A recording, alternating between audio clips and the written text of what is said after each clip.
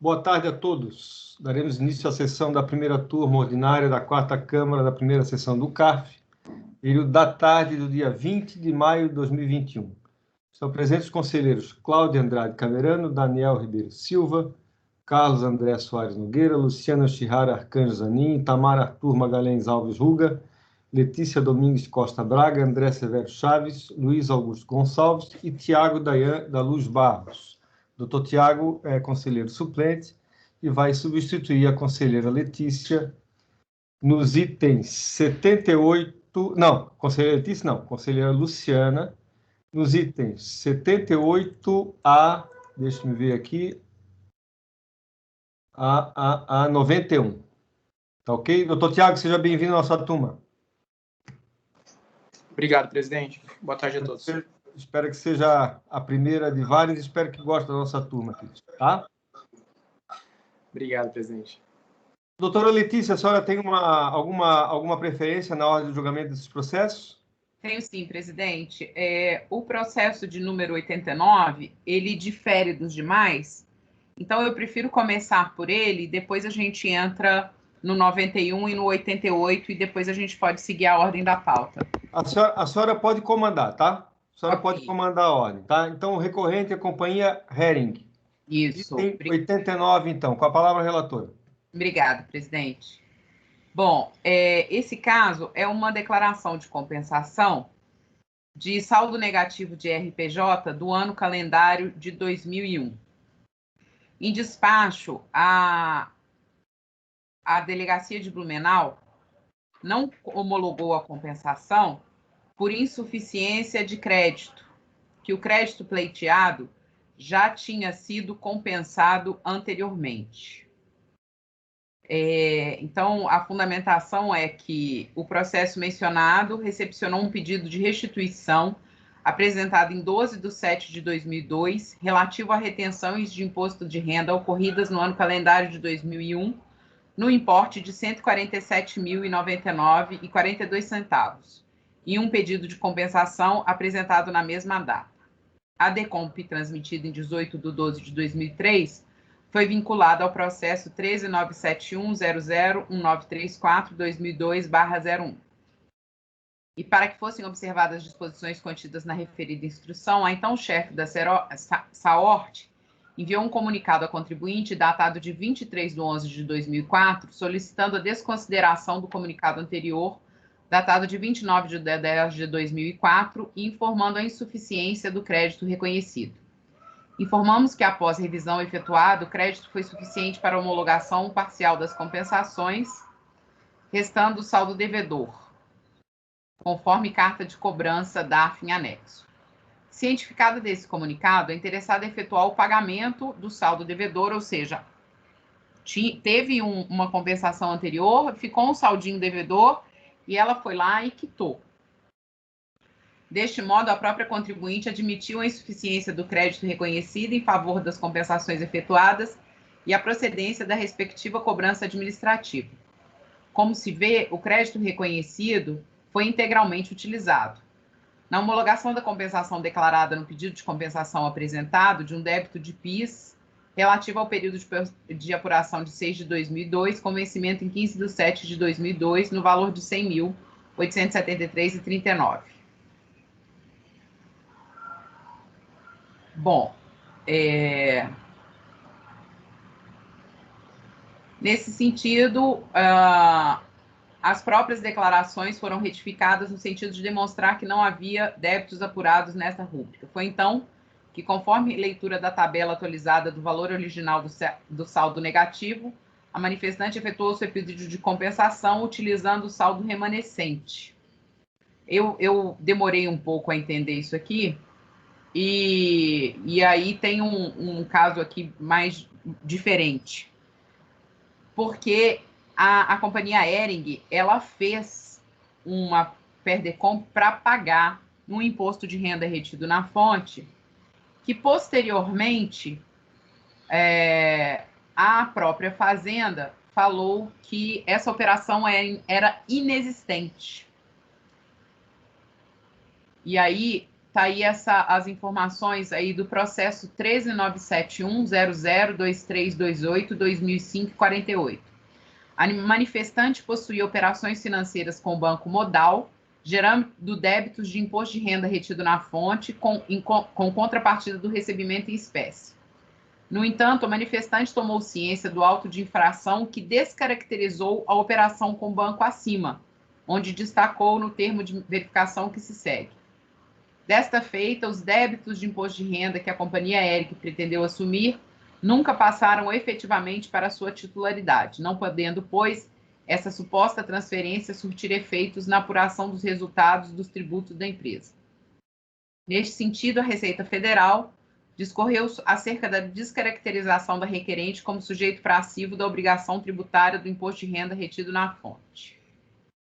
Então, por isso, ela fez esse pedido de compensação com esse saldo que ela já tinha oferecido anteriormente nessa compensação desse imposto de renda retido na fonte com esse banco modal. Tá? A delegacia de Juiz de Fora, quando foi julgar, ela emendou a emenda da seguinte forma, que a falta de comprovação da certeza e liquidez do crédito é um requisito necessário para a compensação e implica a não homologação da compensação, e julgou improcedente a manifestação de inconformidade e o direito creditório foi não reconhecido. Inconformada, a contribuinte apresentou o recurso alegando em síntese que o presente processo versa sobre a não homologação de compensação oriundo de saldo negativo de 2001, que no ano calendário de 2001, ela apurou um saldo negativo de 147 mil, que do referido saldo foi utilizado 92 mil. O restante, 54 mil, a recorrente utilizou na Perdecomp, tal, e que nesse processo a autoridade entendeu pela cobrança adicional de 11 mil reais, que a recorrente desconhece os reais motivos que levaram a este recolhimento, mas ela recolheu. Que posteriormente, com a deflagração do procedimento fiscal, o outro, que é desse banco modal, a autoridade fiscal reconheceu expressamente que os contratos que a recorrente havia firmado com terceiros e que geraram os débitos de imposto de renda na fonte eram nulos e, inclusive, ineficazes no que tange à transferência de responsabilidade tributária do imposto de renda retido na fonte. Argumenta que todos os valores que tinham sido declarados como débitos, contendo valores de imposto de renda retido na fonte, ativos à operação declarada nula, foram descaracterizados, o que afetou e anulou a Perdecomp número tal, que seria o valor do crédito que ela está pedindo aqui. Que a nulidade anterior, tendo em vista a nulidade da Decomp anterior, a recorrente apresentou nova Perdecomp, onde buscou compensar o crédito não utilizado. E continua. Foi então que a autoridade não homologou a compensação, por insistir que o referido crédito já havia sido utilizado para compensar débito de imposto de renda retido na fonte, por determinar que nem naquele caso o crédito havia sido suficiente, uma vez que houve colhida suplementar. Aí eu estou finalizando aqui as palavras do recurso dela, que a conclusão absurda emitida pelo parecer foi objeto de resignação com competente e tempestiva apresentação de manifestação de inconformidade pela hora recorrente, comprovando seu direito ao crédito pleiteado, uma vez que o débito objeto da Perdecomp anterior é nulo, inexiste e não consumiu o crédito pleiteado. Aduz que são nulos os contratos e que devem ser operados todos os seus efeitos. Por fim, requereu a homologação da compensação. Esse é o relatório do essencial. Pois bem, o recurso é tempestivo e dele conheço. Cuidam os autos de pedido de compensação de saldo negativo de RPJ do ano calendário de 2001. Ocorre que o suposto crédito que pretende a recorrente se ressarcir foi informado no processo administrativo 13971001934-2002-01 e a compensação parcialmente homologada, pois fora insuficiente para a quitação da integralidade do débito. Entretanto, a recorrente alega que os contratos que geraram a obrigação de pagamento da Decomp anterior foram considerados nulos e, portanto, a compensação também não pode produzir efeitos. Assim, requereu novamente a compensação do saldo negativo de 2001. Pois bem, o caso é sui generis, mas encontra fácil solução dentro das normas jurídicas vigentes. Se não, vejamos o artigo 118 do CTN. A definição legal do fato gerador é interpretada, abstraindo-se a validade jurídica dos atos efetivamente praticados pelos contribuintes responsáveis ou terceiros, bem como a natureza do seu objeto e dos seus efeitos, e dos efeitos dos fatos efetivamente ocorridos. A doutrina também esclarece e reforça a existência do fato gerador, ainda que determinado contrato seja anulado, reforçando que o fato gerador persiste, apesar de suposta anulação de ato jurídico. Aí eu estou aí citando a obra de Aliomar Balieiro, atualizada pela Misarbel.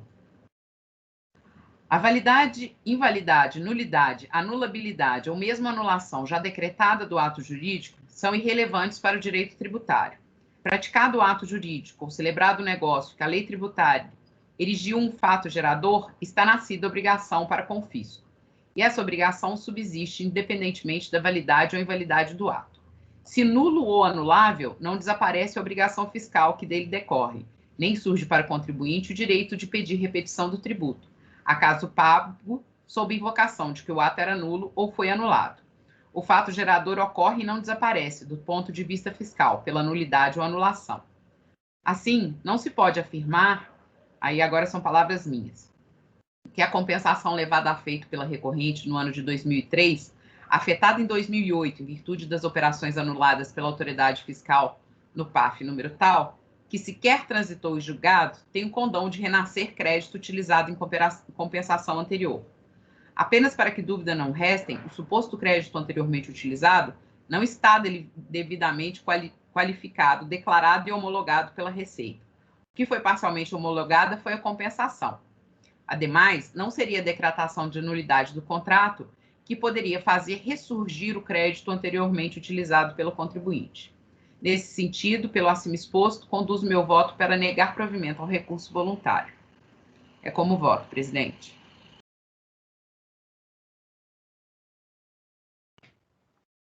Muito bem.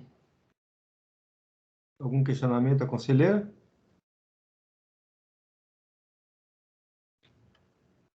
Passemos à votação, então. Doutor Camerano?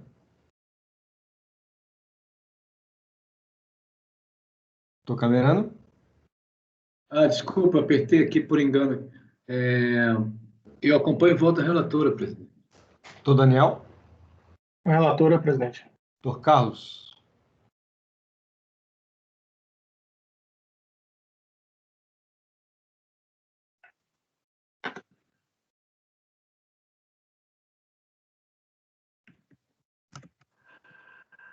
Sem áudio, doutor Carlos. Acompanho a relatora. Ok. Doutor... Deixe-me ver aqui, agora eu me perdi. Doutor André.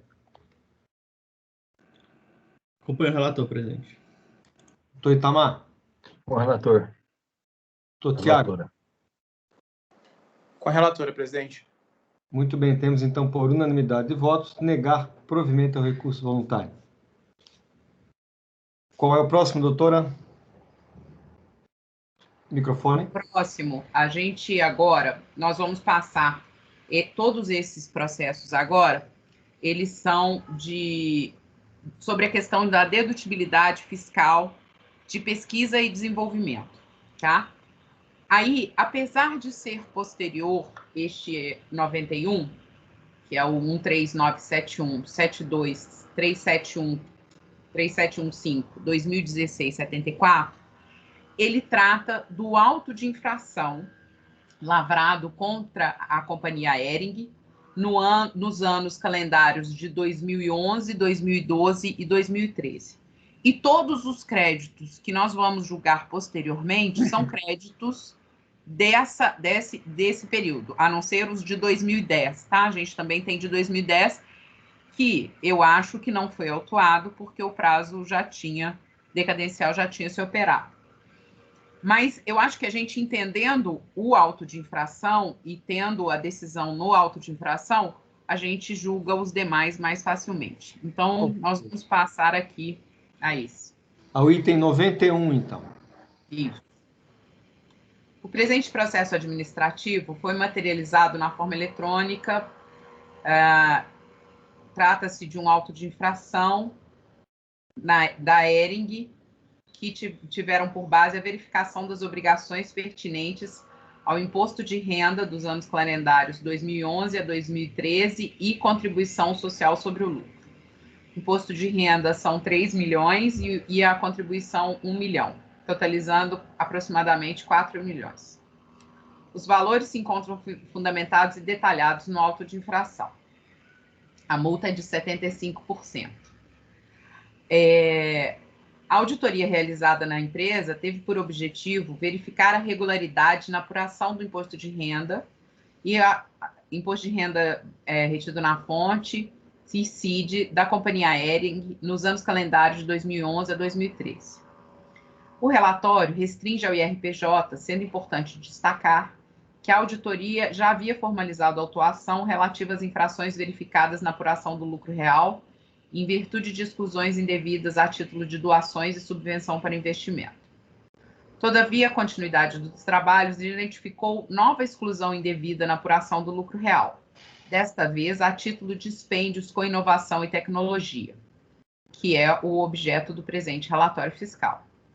As irregularidades aqui discorridas motivaram a lavratura do auto de infração, o dos dois, que é a contribuição e o IRPJ. A contribuinte fez a opção pela tributação do imposto de renda na modalidade lucro real.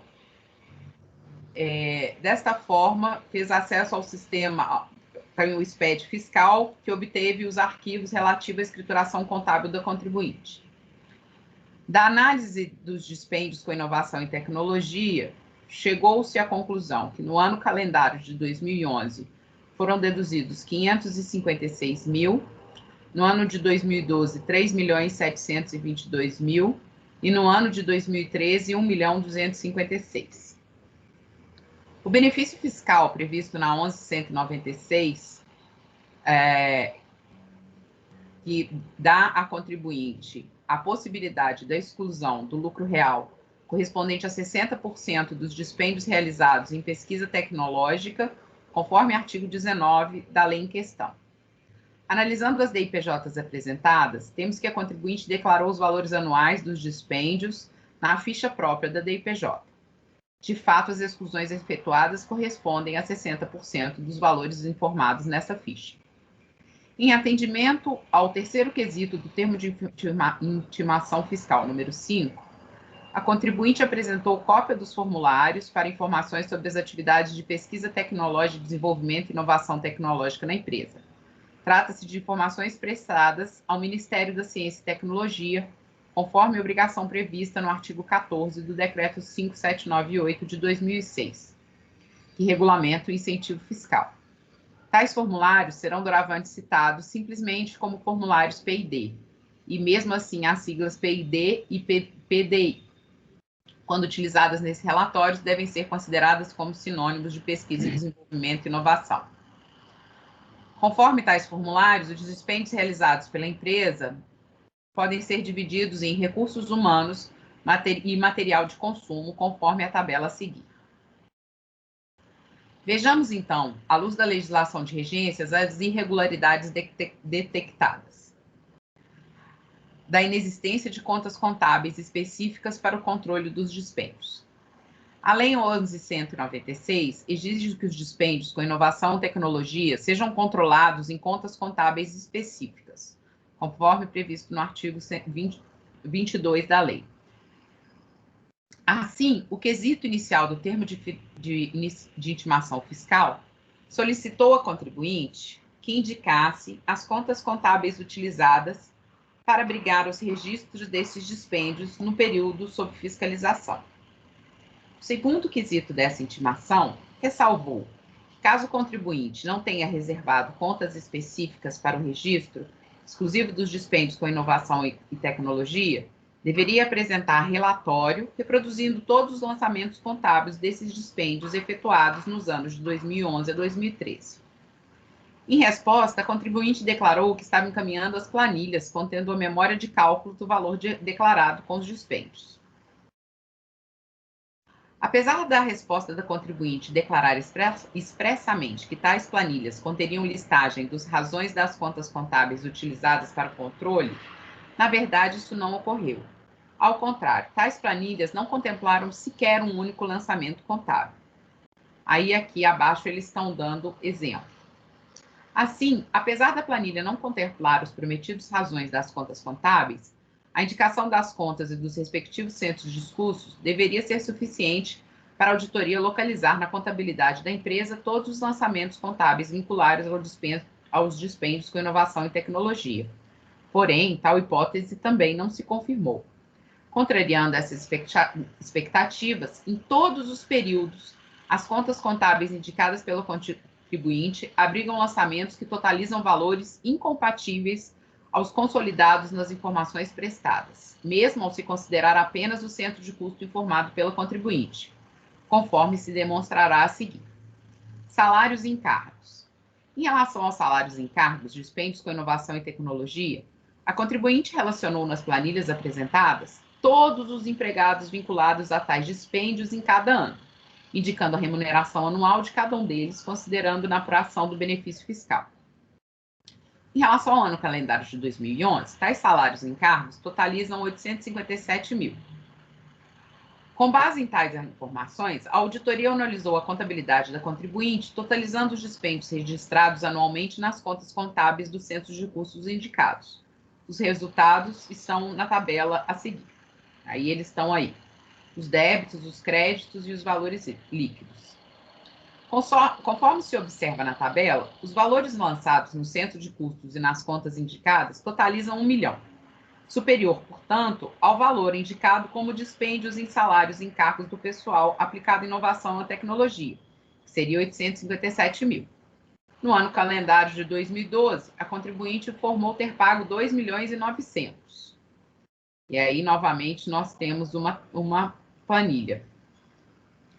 Entretanto, a fiscalização observou que os valores chegam, neste mesmo ano, a 6.368.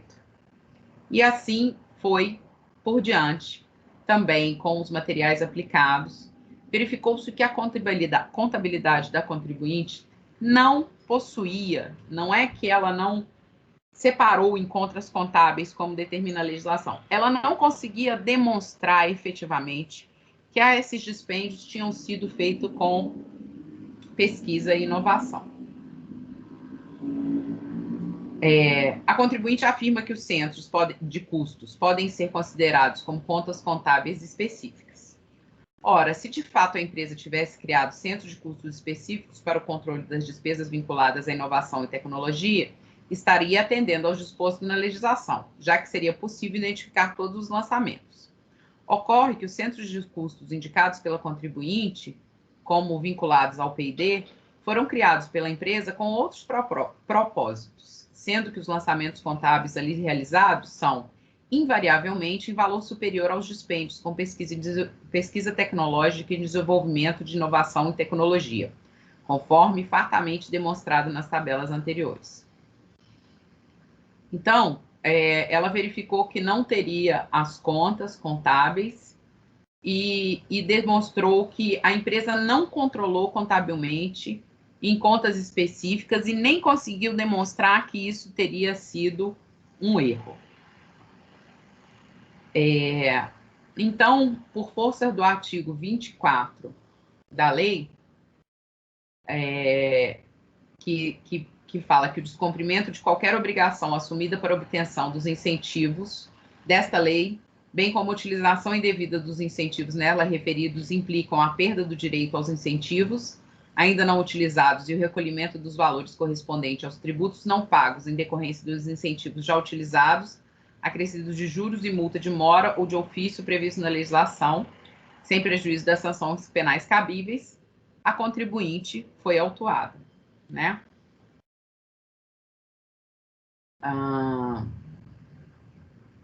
Bem, e aqui aí tem várias considerações sobre a questão dos pesquisadores, que ela também não verificou a qualificação dessas pessoas no RH, nome completo, formação, qual seria a função exercida, listam as pessoas uma por uma e explica cada um.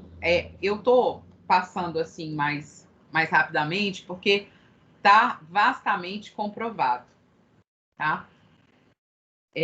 Então, a delegacia, vamos lá já na decisão da delegacia. A delegacia, todos esses processos, salvo engano, foram julgados aqui pela delegacia de Juiz de Fora, a maioria deles pelo doutor Eduardo Penido, e eles guardam uma similitude na forma de julgamento, como vocês vão observar, e ele vai ponto a ponto de cada um. A impugnação da contribuinte, ela tem fotos dos setores aonde seriam aplicados, falou que era um absurdo ter sido feita uma autuação dessa forma, sem a fiscalização ter ido na empresa fisicamente, para verificar, enfim.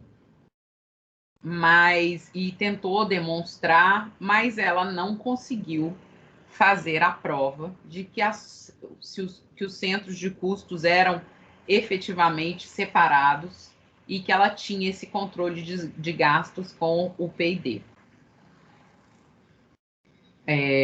E a documentação é vasta e comprova o colocado pela própria auditoria. Ela foi muito feliz.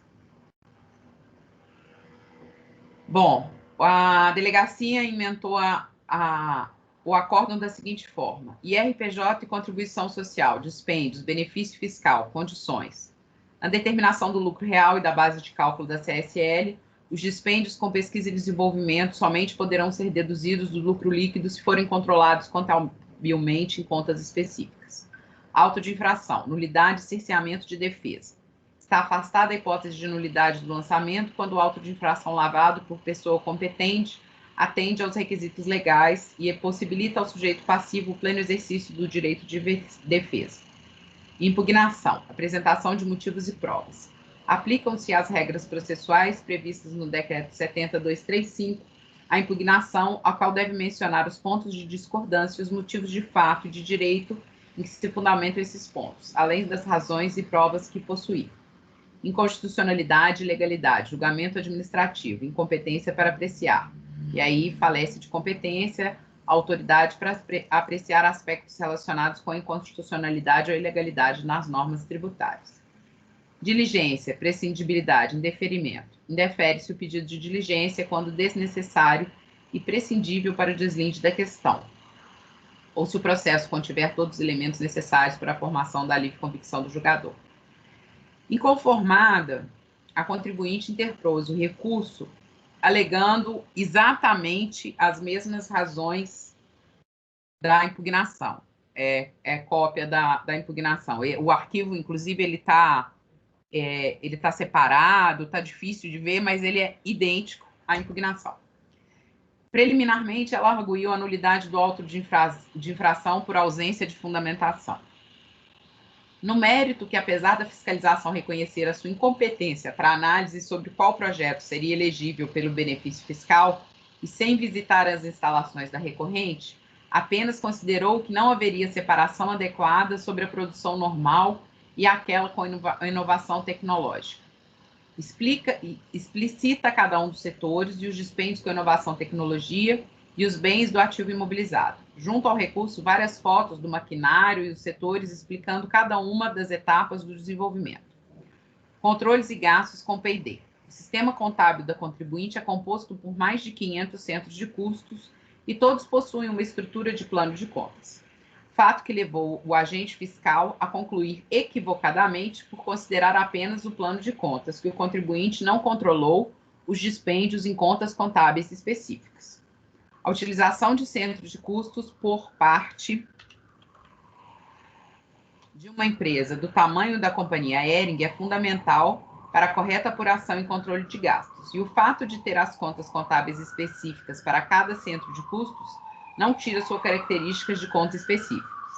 Argue, ainda que resumidamente, é possível afirmar que o contribuinte realizou gastos com inovação tecnológica, que o Ministério da Ciência e Tecnologia reconheceu as inovações, o que permitiu ao contribuinte utilizar o benefício, que a contribuinte controlou em contas específicas, apresentando as comprovações em anexos, que a Receita não reconheceu o crédito pleiteado por entender erroneamente que o contribuinte não controlou gastos em contas específicas, o que motivou, aí ela está chamando de manifestação de inconformidade.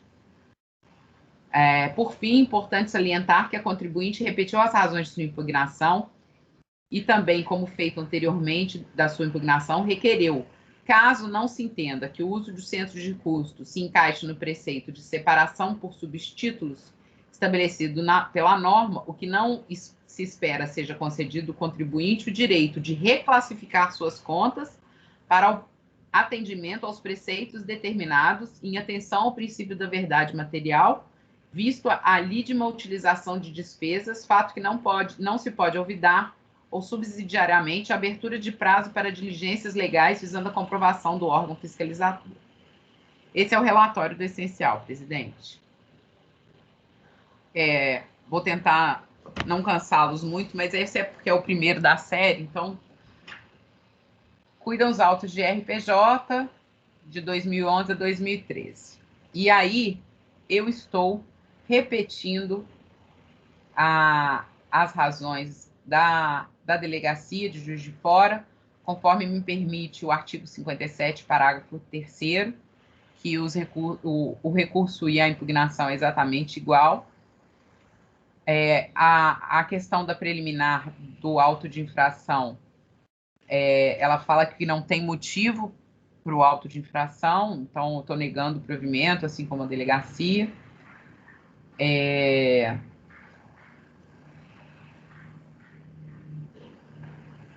Da legislação aplicável ao benefício fiscal,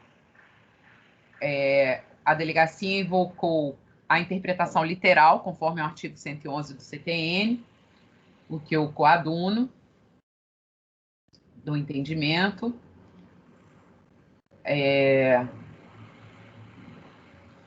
Que a secretaria é o órgão responsável pela arrecadação tributária, bem como que a disponibilização da documentação relativa à utilização do benefício é de competência da Receita, né? Porque o contribuinte fala que seria o Ministério de Tecnologia e Inovação, que seria competente. Ele seria competente, sim, para ver se o projeto de pesquisa e desenvolvimento, mas quem verifica o imposto de renda e a contribuição é a Receita Federal. E aqui tem um parágrafo na página 53, falando que, de fato, é o Ministério da Ciência e Tecnologia que possui competência para opinar sobre matéria técnica, a ele afeita. Mas, por outro lado, é a Receita que detém a competência legal para auditar as empresas beneficiadas com incentivos, naquilo que diz respeito às suas obrigações tributárias, o que pode e deve abranger a análise dos programas de inovação e tecnologia quanto à sua adequação ou não à legislação aplicável.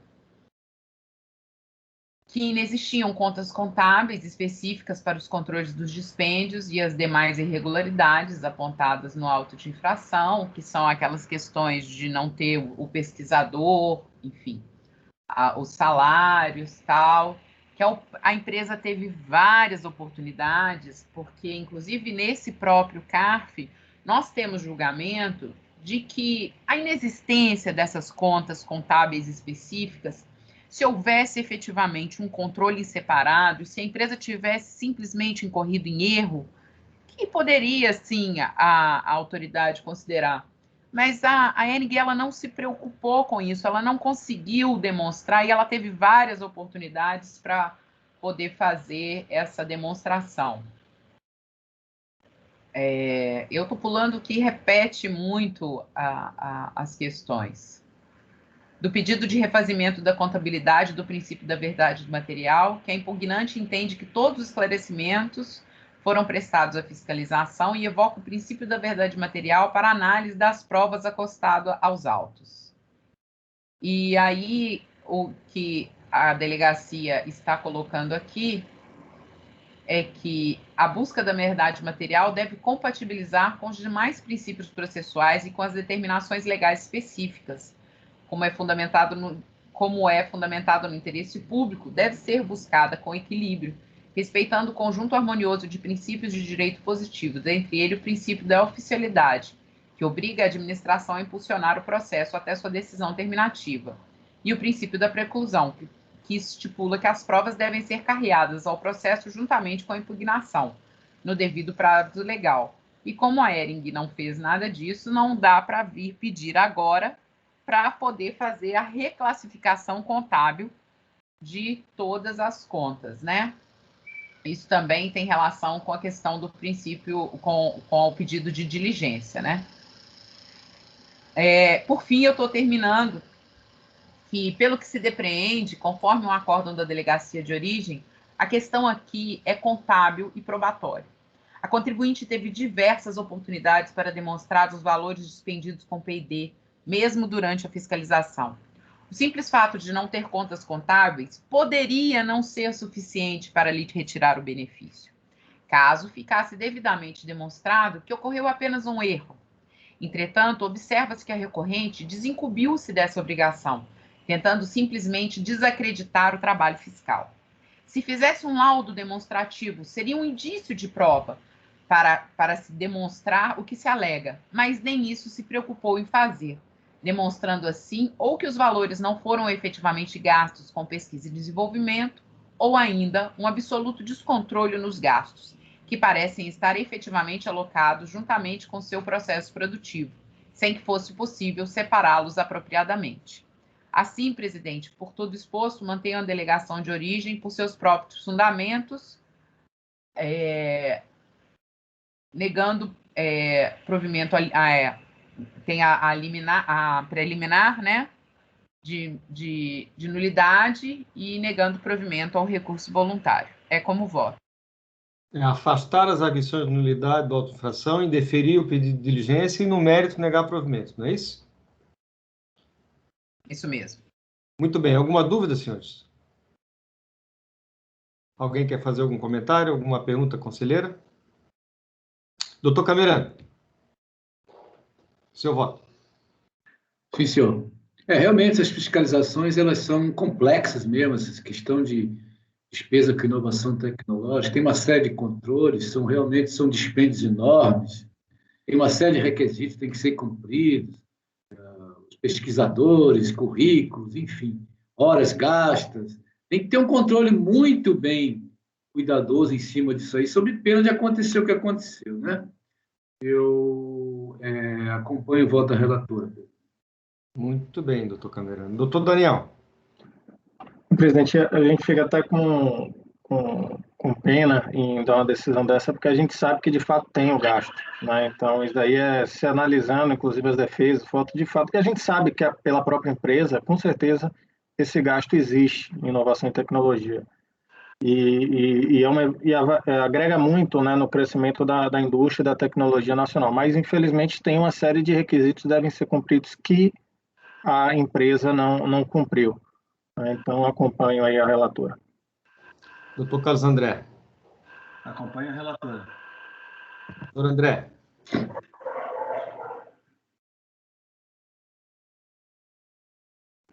Com a relatora, presidente. Doutor Itamar. Com a relatora. Doutor Tiago. Com a relatora, presidente. Em voto com a relatora, temos então, por unanimidade de votos, afastar as arguições de nulidade do auto de infração, indeferir o pedido de diligências e, no mérito, negar provimento ao recurso voluntário. Qual é o próximo, conselheira Letícia? O próximo é o item 88 da pauta. 88. Vamos lá. Bom, o item 88 da pauta é o processo 13971-724185, 2014-10, da mesma companhia Hering. Esse processo é uma decomp de CSL do saldo negativo de 2010, no valor de R$ 731.364,55. E aí, para não cansar os senhores, basicamente, na verdade, na totalidade, o que a gente tem aqui são essas deduções. Porque o que me parece, presidente, aí eu estou fazendo uma interpretação pelo que eu vi, ela apresentou as DIPJs sem a dedução dos incentivos e depois ela retificou as DIPJs e considerou essas deduções. Por isso, deu esse saldo negativo. Então, presidente, o que me parece que aconteceu, e isso também no auto de infração? Na verdade, ela chegou no final do período e falou, as deduções que a gente podia fazer, a gente não fez. Então, parece aquela coisa posterior, entendeu? Então, por isso teve essas retificações das DIPJs, e aí o pedido da compensação de saldo negativo, e aí são essas decompes todas. Nesse caso aqui também, nós temos algumas compensações não homologadas, e a delegacia de origem, ela desconsiderou esses valores, eu os considerei na decisão, como eu falarei mais à frente, mas mesmo assim o valor não tem nenhum crédito, tá? Então a delegacia ela considerou que as estimativas não homologadas não poderiam ser utilizadas para compor o saldo negativo e que a inovação com tecnologia, o benefício fiscal, não cumpriu os requisitos, que são aquela mesma problemática do voto passado, que são as contas específicas. Inconformada a decisão, a recorrente apresentou recurso alegando a nulidade do lançamento por vício de motivação, argui a nulidade da decisão da delegacia, pois o termo centro de custo sequer é localizado no voto, requer a não homologação da DECOMP número tal, que foi desconsiderado o montante de 73 mil, pago com estimativas compensadas, que é essa questão das estimativas. Requereu que fosse julgado em conjunto os processos administrativos final 2015, 67, 2015, 10, que nós vamos tratá-los aqui também nessa sessão. Explicou sobre a questão do incentivo de P&D e, por fim, requereu a homologação da declaração de compensação e a pensação desse processo aos outros 3, por conexão material.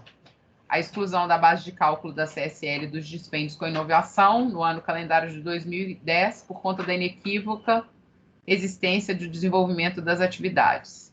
Se necessário, novamente, abrir prazo para diligência para reestabelecer a verdade material.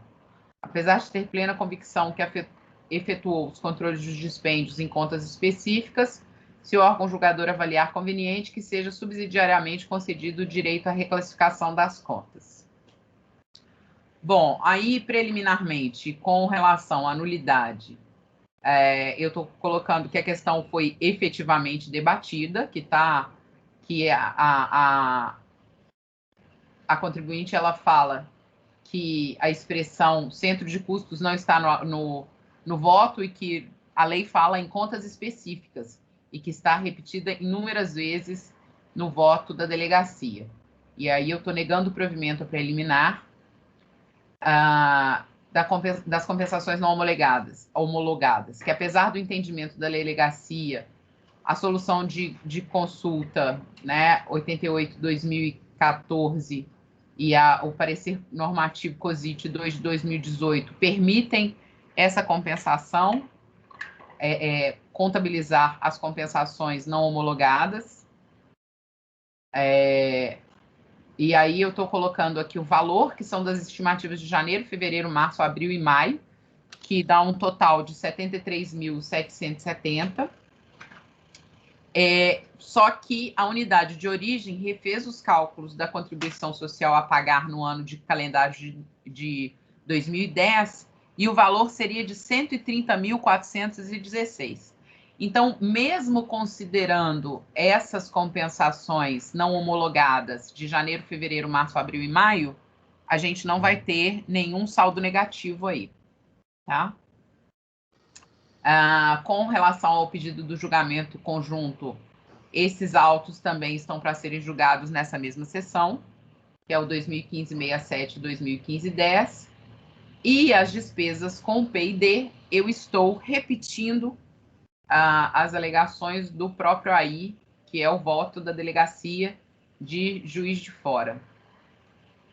Então, presidente, eu conduzo meu voto. Aí eu não sei se eu dou parcial provimento apenas para reconhecer o valor, sem possibilitar a compensação, ou se eu nego o provimento. Pois é. Eu acho que é negar provimento, né? Eu não sei o que vocês acham. Você reconhece que ela teria direito a utilizar aquela estimativa, mas no final das contas o saldo negativo inexiste. Entendeu? Carlos André, gostaria de falar?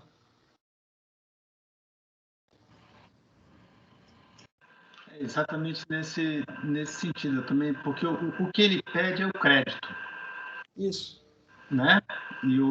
Que é o que lhe foi negado, né? E o crédito nós não estamos reconhecendo, quer dizer, embora a gente possa computar esses 73 mil, né? Como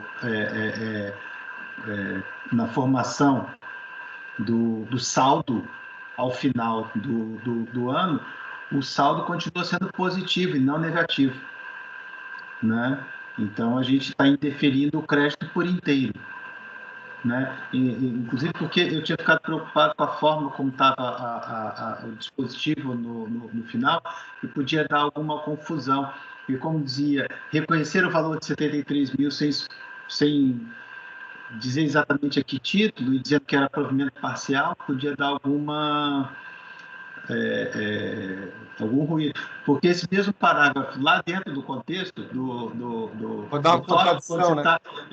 ele tem um sentido. Aqui embaixo no dispositivo, né, lido assim mais isoladamente, ele pode dar alguma... Eu acho que é um caso de contradição interna do próprio voto, né? Ok, então eu altero para negar provimento. Negar provimento, mas deixa bem claro lá que você vê que ele teria direito a considerar no saldo negativo o valor de tanto, né? Entretanto, isso não é suficiente para gerar saldo negativo no período. Vai contar no saldo, mas o saldo continua sendo positivo. Exatamente. Na verdade, eu nem colocaria isso que poderá considerar no saldo negativo. Na verdade, ele pode considerar na sua apuração, só que mesmo considerando, não gera saldo negativo. Porque se colocar pode considerar no saldo negativo, pode parecer que tem, entendeu? Eu acho que isso não precisa constar na parte dispositiva, porque eu já coloquei em cima essa questão. Não. Estou considerando 73. Então, com certeza, na parte positiva, não. Então eu estou pedindo meu voto para afastar as arguições de nulidade, negar provimento ao pedido de diligência e negar provimento ao recurso voluntário, presidente. Tem pedido de diligência aqui também? Eu não vi. Tem também. Tá, ok. Então, em votação, conselheiro Camerano. Acompanhe o voto da relatora, presidente. Doutor Daniel. Com a relatora, presidente. Doutor Carlos. Com a relatora. Doutor André. Com a relatora. Doutor Itamar. Com a relatora. Doutor Tiago. Com a relatora, presidente. Também voto com a relatora. Temos, então, por unanimidade de votos, afastar a arguição de nulidade suscitada em deferir o pedido de diligência e, no mérito, negar provimento ao recurso voluntário. Ok? Qual é o próximo, doutora? Nós julgamos agora, foi o 91, né, presidente? 88. Ele era para ter julgado o 91 antes. Peraí. Mas 91? Tudo bem. Então vamos ao 91. 91 a gente já julgou, já desculpa. Então a gente já julgou 89, 91, 88. 90 também, né? Não? Não, 90 é multa isolada. Tá, não julgamos 90... ainda não. Ok. Vamos então no 86. 86. O 86 é exatamente a mesma coisa, inclusive o mesmo crédito, porque naquele anterior, o 88, ele não tinha a compensação do valor total, tá? E só que aqui, qual que é o problema? E aí eu não coloquei a ementa porque eu fiquei em dúvida em relação a isso. Qual que é o problema? O problema é que a delegacia de origem, ela considerou impossível a retificação da DCTF após o pedido da compensação. E ela não julgou o processo. Quer ver? Peraí. Deixa eu ver se é isso mesmo.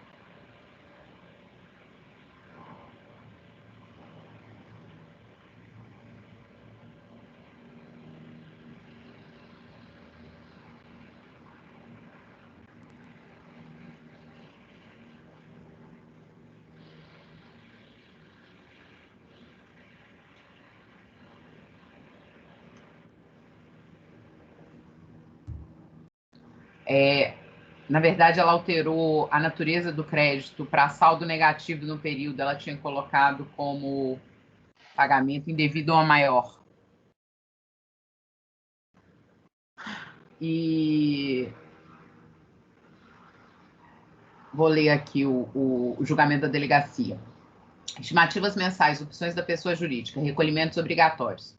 Para as pessoas jurídicas sujeitas à apuração do lucro real, a lei determina que seus resultados sejam apurados trimestralmente.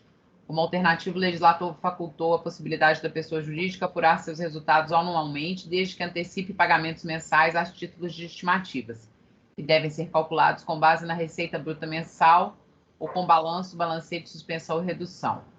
Direito creditório, não comprovação. Constatada a inexistência do crédito indicado, impõe-se a não homologação da declaração. Decadência. O Instituto da Decadência do direito de constituir o crédito mediante lançamento não se confunde com o dever da autoridade de verificar os pressupostos de certeza e liquidez do crédito do contribuinte objeto da compensação.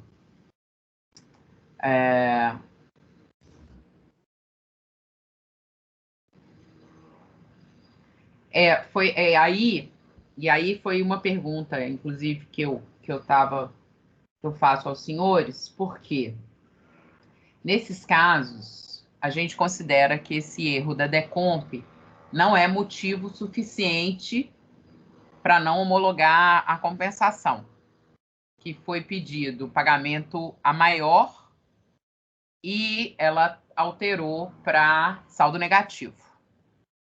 Tá? O que a gente faria normalmente? A gente mandaria voltar para a delegacia julgar. Mas como a gente já está julgando o crédito no outro processo, eu acho que isso não faz o menor sentido. Né? Eu acho que esses autos têm que ter exatamente o mesmo resultado do anterior que a gente julgou, que é o processo, inclusive, que ela pediu para julgar junto. Né? Aí a gente tem que ver qual que é a decisão que seria. Eu acho que não tem problema, inclusive foi requerimento da contribuinte. E eu gostaria de ouvir, inclusive, o conselheiro Daniel sobre esse assunto. Por que o Daniel? Porque ele não concorda que pode julgar. Ah, entendi. Ou, ao menos, assim, ele me falou em algum momento. Eu não Então, sei fala, se Daniel. no caso dos autos. Fala, Daniel. Não, presidente, a gente tem decidido dessa forma, né, de quando a DRJ não analisa o crédito por entender que não pode fazer essa retificação, né, a gente anularia e retornaria, salvo se superasse aí para dar provimento, o que não é o caso. Esse pagamento indevido que ele alegou na PERDECOMP, que na realidade ele quer transformar num saldo negativo. É isso, doutor? E esse saldo negativo é de que ano que já foi examinado no processo anterior por esse colegiado. Então, o crédito já está consolidado na decisão do CAF. Nós estamos decidindo aqui que esse crédito, que é o mesmo que está sendo pedido para trocar aqui, não é isso? Se é o mesmo valor, que já agora é o seguinte, valor do processo, passou por essa Câmara aqui, eu não vejo, eu concordo com o Daniel, que nós temos feito isso mesmo. Você trocar a natureza do pedido, pagamento parcial negativo, isso não tem sentido para a gente ficar aqui analisando. Tem que voltar, porque você muda radicalmente a origem do crédito. Mas, como a conselheira Letícia falou, esse crédito, nós acabamos de julgá-lo no processo anterior. Se for isso, eu acredito que... É exatamente isso, doutor Camerano. E a própria contribuinte, ela pediu isso. Ela Vejo pediu problema. para julgar junto, entendeu? Tanto que ela Só que, Letícia, o queira ou não, a DRJ faz uma análise do crédito sim, viu? Então, eu superaria por conta disso. Que ela analisa o crédito e, ao final, aí ela vem dizendo que nem poderia retificar. Mas ela faz uma análise do crédito antes. Ela analisa a decadência, ela analisa Facilita. os documentos, ela analisa a estimativa, traz DIPJ, ela faz uma análise do crédito, entendeu? Então, não acho que seria essa situação, não. Facilita o caso, a gente decide Isso. frente. Ok, eu coloco assim, então. Então, é por negar provimento ao recurso. A não ser, né, que as PERDECOMP tenham data de transmissão diferente, que poderia haver algum complicador, né? Mas acho que não é o caso. Não é o caso. Porque, na verdade, o outro pedido ele foi feito por advogado externo e esses outros pedidos, esse e o próximo, eles são feitos internamente pela empresa, sabe? Então, eu acho que por isso deu esse problema aí, mas é exatamente o mesmo crédito. E é o próximo também, presidente. E Só uma dúvida. Aqui nesse caso tem arguição de nulidade e pedido de diligência também, não? Tem. Mesma coisa. Exatamente a mesma coisa. Um momentinho aqui, só para eu adequar a decisão.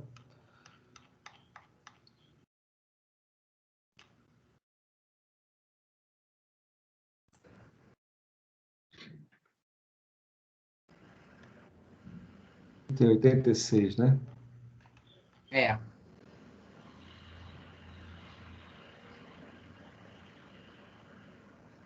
Tá. Então, o voto é afastar as arguições de nulidade do auto-infração, indeferir o pedido de diligências e, no mérito... Bom, o mérito é o próprio pedido, né? Negar provimento ao recurso voluntário. Doutor Camerano, seu voto. Acompanhe o voto, presidente. Doutor Daniel. Acompanha, presidente. Doutor Carlos. Acompanho. Doutor André. Acompanho. Doutor Itamar. Acompanho. Doutor Tiago. Acompanhe, presidente. Temos, então, por unanimidade de votos, afastar as arguições de nulidade da auto-infração e deferir o pedido de diligência e, no mérito, negar provimento ao recurso voluntário. Qual é o próximo, conselheira? 87. 87. 13971, 190, 262, 520, 1567. Então, é exatamente o mesmo caso, é a CSL também. A questão do saldo negativo.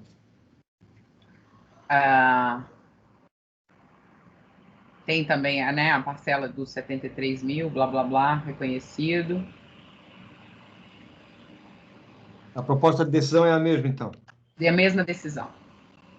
Ok. Doutor Camerano.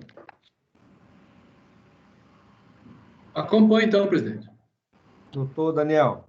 Acompanho, presidente. Doutor Carlos. Acompanho. Doutor André. Acompanho, presidente. Doutor Itamar. Acompanho. Doutor Tiago. Acompanhe, presidente. Temos, então, por unanimidade de votos, afastar as arguições de unidade de auto-infração e deferir o pedido de diligência e, no mérito, negar provimento ao recurso voluntário. Próximo, conselheira. Ficou faltando 78, né? Não, 90. 90 e o 78. Isso. O 78... Na verdade, o 90 é multa isolada pelas compensações não realizadas. E o 78 é IRPJ de 2011. Então, o 78, então, primeiro. Deixa por último a multa. O 78 é a mesma questão, que é a dedutibilidade da pesquisa e desenvolvimento. Também, nesse caso, não tem as contas, a separação das contas. Esse aqui é a própria autuação, né, de 2011, porque ele abarca aqui também. Tem nulidade, vício de motivação, argui a nulidade da decisão da delegacia de origem. E, no mérito, requer que seja declarado o direito de 136 mil, homologando a compensação. E também tem pedido de diligência. Tá. Aí, passando a voto, a nulidade tendo em vista que é manifesta impropriedade, especialmente por inexistência de justa causa para a lavratura contra recorrente. Eu nem entendi efetivamente o que isso significa, mas não tem qualquer nulidade no feito. Geralmente isso aí ele está se insurgindo contra o próprio despacho decisório e a carta de cobrança, entendeu? Que ele entende que é um lançamento. Tá? Geralmente é assim que eles colocam, ó, entende? Eu botei nulidade aqui no voto em termos genéricos, tá? Para não entrar muito no... Enfim. Aí tem as despesas de P&D, que é a mesma decisão lá do auto de infração, e também a diligência. Então, eu estou conduzindo o meu voto para negar provimento preliminar de nulidade e ao recurso voluntário. Faltou a diligência também, presidente. Tá, já anotei aqui. Doutor Camerano. Acompanho o voto da relatora, presidente. Doutor Daniel. Com a relatora, presidente. Doutor Carlos. Acompanho. Doutor André. Com a relatora, presidente. Doutor Itamar. Acompanho. Doutor Tiago. Com a relatora, presidente. Então, temos por unanimidade de votos afastar a preliminar de nulidade suscitada em deferir o pedido de diligência no mérito negar provimento ao recurso voluntário. Item 90, para finalizar, a companhia Hering. O item 90 é a multa isolada dessa última declaração não homologada. E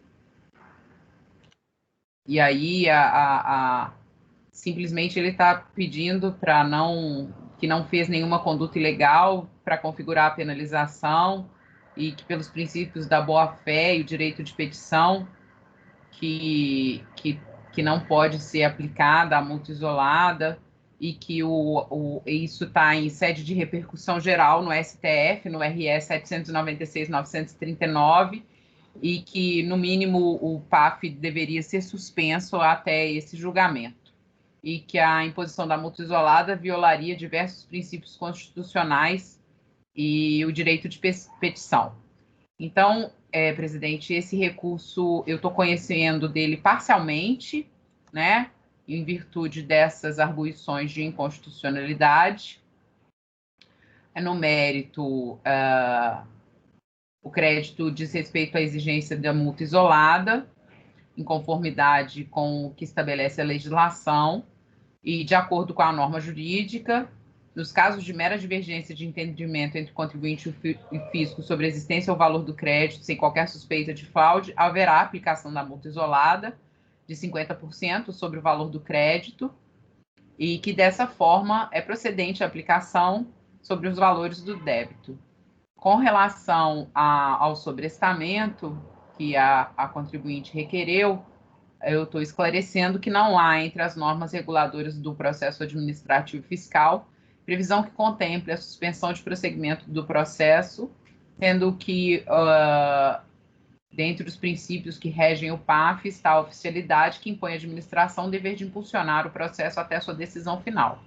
Assim, não há que se suspender a tramitação do processo até a decisão definitiva, muito menos falar em efeito erga omnes antes que tal definição seja proferida como posicionamento definitivo a respeito do tema.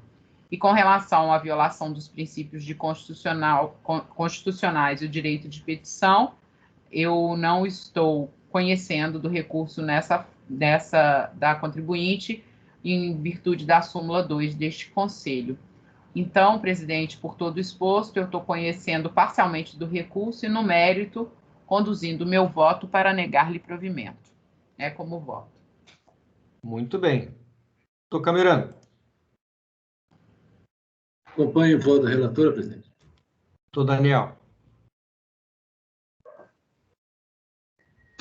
Acompanho, presidente. Doutor Carlos. Acompanho e aproveito para dar os parabéns à relatora por conseguir, né, passar por tantos processos assim com matéria complicada e conseguir traduzir isso de forma muito objetiva e clara. Obrigada, doutor Carlos. Doutor André. Acompanho a relatora, presidente. Doutor Itamar. Acompanho. Doutor Tiago. Acompanho, presidente. Deve ter sido bem chatinho tratar esses processos todos, que a princípio a gente acha que é tudo igual, mas cada um deles tem uma matéria assim, né? Algo diferente. Então, assim, parabéns pela objetividade mesmo, tá? Então, por unanimidade de votos, conhecer em parte do recurso, na parte conhecida, rejeitar o pedido de sobrestamento para, no mérito, negar-lhe provimento. Ok? Ok. Fechou? Doutor Tiago, muito obrigado pela sua participação e até a próxima. Obrigado, presidente. Parabéns, Letícia. Obrigado, Thiago. Boa tarde a todos. Estou à disposição, presidente. Um abraço. Seja bem-vindo à nossa turma, tá? Tchau, tchau. Bem-vindo. Até mais. Um abraço. Tchau. Abraço. Obrigada. Uma dúvida, esse julgamento da multa isolada começou no STF, né? E teve vista, né? Só teve um voto, né? Só teve um voto do relator, não foi? Isso. Pelo provimento, inclusive. Isso. Eu acho que vai cair. Eu também acho que vai cair. E aí, mas eu acho que não tem prejuízo nenhum, porque caindo, a própria administração não vai cobrar. Vai ficar com... O problema é o aumento, né? Agora, o negócio é que vai ficar com sucumbência em cima disso aí, e eventualmente eles vão segurar lá, inscrever em dívida ativa e não cobrar, né? Bom, gente, então, nós não temos nenhuma sustentação hoje à tarde. Estamos absolutamente tranquilos, na verdade. Tranquilo que a pauta, né, tá frouxa, né? Então, a gente vai voltar para aqueles dois processos da parte da manhã, que nós deixamos de julgar, os itens 65 e 66. 66 primeiro, me dá um tempinho. Pode ser o item 66 primeiro, sem problema nenhum, tá? O item 66 é da minha relatoria, é Ecofor Ambiental S.A. Esse processo nós havíamos iniciado o julgamento dele na sessão de abril e foi interrompido pelo pedido de vista do conselheiro Daniel, né? O voto foi no sentido de dar provimento ao recurso voluntário, tá? O conselheiro Camerano já votou, não vota mais, o conselheiro Camerano já votou, na verdade. Sério? Não, o senhor pode mudar o seu voto até a manifestação do conselheiro André, tá bom? Certo. Mas apenas para registrar que o senhor votou com o relator, tá entendendo? Sim, senhor. Claro. Daniel, você está com a mãozinha levantada. Ele já quer falar antes de apresentar tudo, é impressionante. Não, a vista foi minha, mas foi vista amiga, viu? Não foi para mim a vista, não. Isso. A dúvida foi levantada pelo conselheiro Carlos André, né? E eu confesso a vocês que na hora, a resposta para mim, pelo menos hoje, é muito fácil de dar ao conselheiro, mas eu estava tão cansado naquele momento que eu não conseguia mais me orientar da forma devida e não pude atendê-lo naquele momento, tá? Deixa eu só fazer vocês abram o arquivo aí, por favor.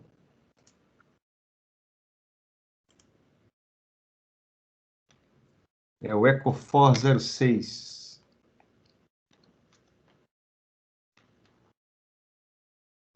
Lá no voto, vocês podem ir direto para o voto.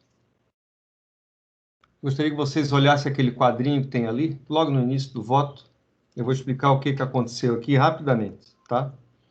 Ele está pedindo aqui um pagamento a maior de estimativa, nesse caso desse processo, referente ao mês de março de 2012, tá? No valor de R$ 81.376,74. Bom,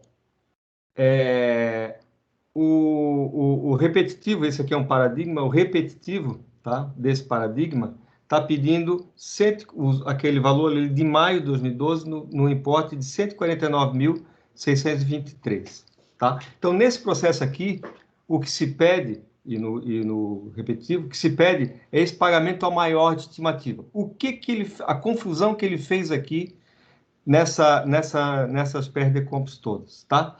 No mês de março e no mês de maio, período de apuração, ele pagou um valor a maior de estimativa. E nos meses de abril e junho, ele pagou um valor a menor de estimativa. Então, ele apurou um determinado valor de estimativa, para esse período. Depois ele fez nova apuração e verificou, olha, errei lá em março, abril, maio e junho. Em alguns meses eu paguei a mais e outros meses eu paguei a menos, tá? Nesses meses em que ele pagou a mais, de março e maio, ele vem e pede a restituição do valor que ele teria pago indevidamente, tá? A maior. Nos meses em que ele pagou a menor, o que ele fez? Ele, no primeiro ali de abril, ele fez ele quitou a diferença com uma compensação, através de uma PERDECOMP, tá? Essa PERDECOMP já foi, inclusive, homologada. E no mês de junho, ele também quitou com uma compensação, que até o momento não teve seu julgamento finalizado, tá? Bom, aí o Carlos André perguntou para mim, a decisão da DRJ, o Carlos André colocou, a decisão da DRJ considerou que não havia crédito nenhum aqui a ser deferido, porque o saldo negativo desse período de apuração, de 2012, já havia sido apreciado, era objeto de um outro processo administrativo que já havia sido finalizado. Então, essa estimativa aqui do mês de março estaria embutida naquele saldo negativo lá, daquele outro processo que já havia sido julgado pela DRJ, tá? Bom, e aí o que acontece?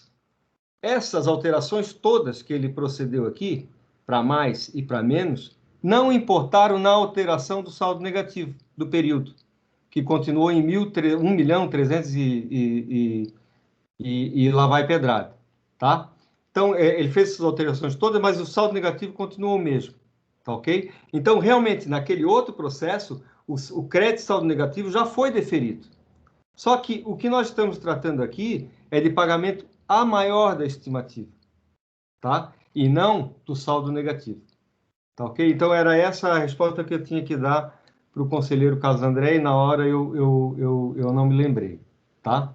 Então, por conta disso, deixa eu ir mais à frente aqui. Abaixo do quadro. Analisando o quadro acima, verificamos no período entre março e junho de 2012, a recorrente realizou novas apurações em relação às estimativas mensais. Em alguns meses, mais especificamente em março e maio, a nova apuração resultou em valores menores do que inicialmente calculado e declarado pago.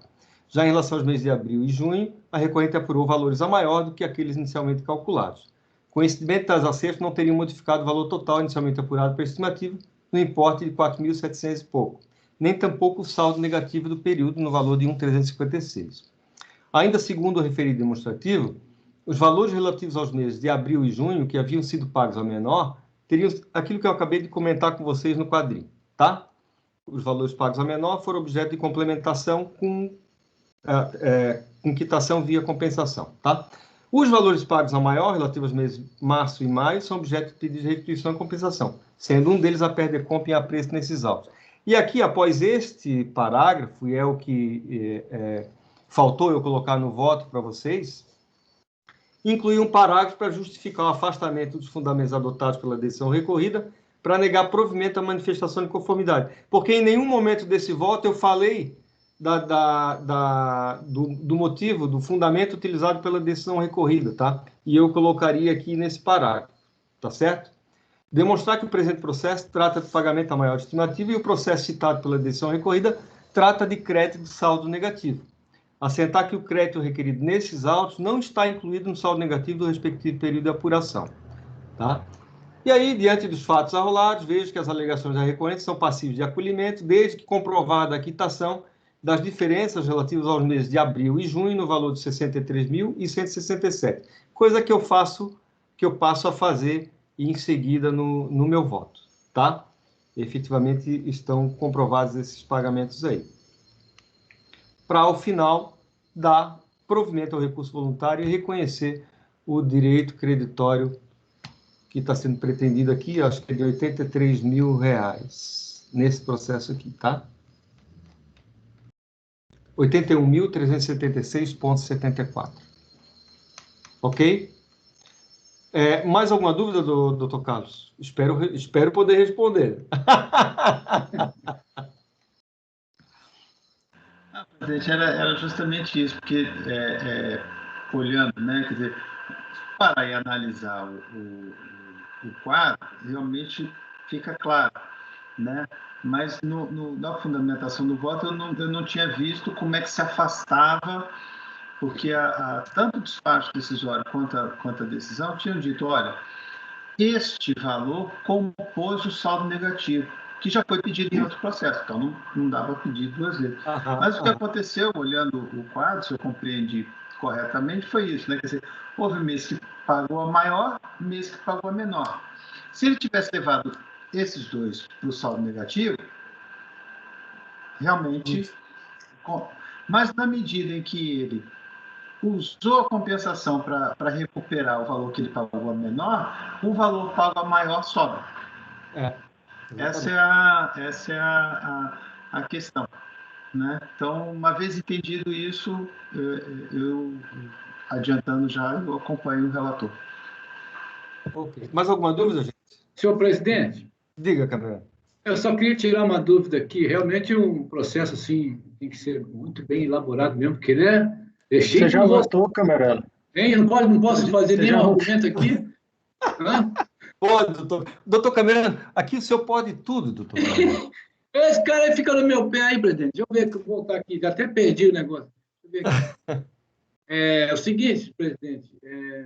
Só para tirar uma dúvida aqui, que o senhor diz que essa diferença da estimativa, que você recolheu um DARF maior do que eu realmente devido à estimativa, e que esse valor não teria sido contemplado lá no saldo negativo do outro processo que é de 2002, não é isso? Isso. Porque nesse processo aqui, ele tem o despacho decisório da Decomp 0220, isso, que é o do outro processo. Isso, exatamente. Que mostra que o valor recolhido no DARF de 897.489 foi utilizado lá como parte integrante do saldo negativo. E lá, e dentro desse 897, não está o valor daqui do 81.376, que é a diferença para o que ele entendeu que é o... Lá atrás, eles entenderam isso, tanto o despacho decisório quanto a decisão recorrida, tá? Que os 897 integralmente teriam sido utilizados lá naquele saldo negativo. E, na realidade, não foram. Na realidade, a estimativa que computou para o saldo negativo para esse período de março aqui é de 816 mil. Tá.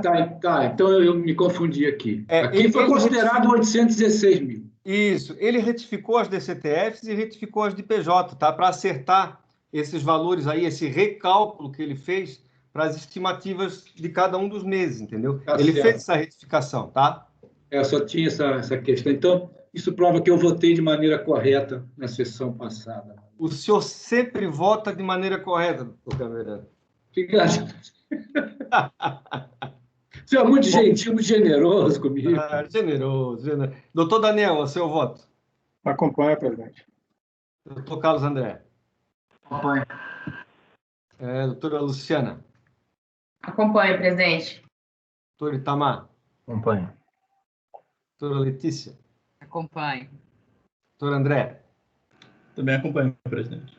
Então, temos por unanimidade de votos dar provimento ao recurso voluntário, reconhecendo o direito creditório de 81.376,74, relativo à estimativa paga a maior no período de março de 2012. Depois eu vou acertar essa redação aí, tá? Podemos agora ir para o item 65, conselheira Letícia. Já Podemos. Tomou um ar? Tomei uma água. Coisa linda, então. Item 65, Vila Velha. Bom, esse é o problema aqui, e a gente já analisou esse processo anteriormente, então eu vou só passar rapidamente, porque o que está se alegando para a não concessão do crédito é que o valor da JCP e a retenção foi pago posteriormente à Perdecomp, tá? E vendo toda a documentação dos autos, efetivamente, nós não temos essa comprovação.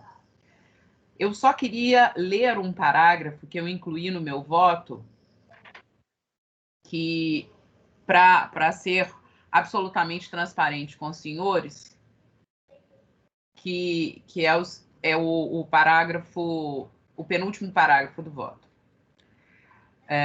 Vendo o crédito pela perspectiva do contribuinte, mesmo que considerando que os valores foram recolhidos pela fonte pagadora após a entrega da Perdecomp, o que é premissa do acórdão da delegacia, poderíamos considerar que estamos prejudicando a receita em apenas um mês, ou somente os juros Selics incidentes sobre o débito.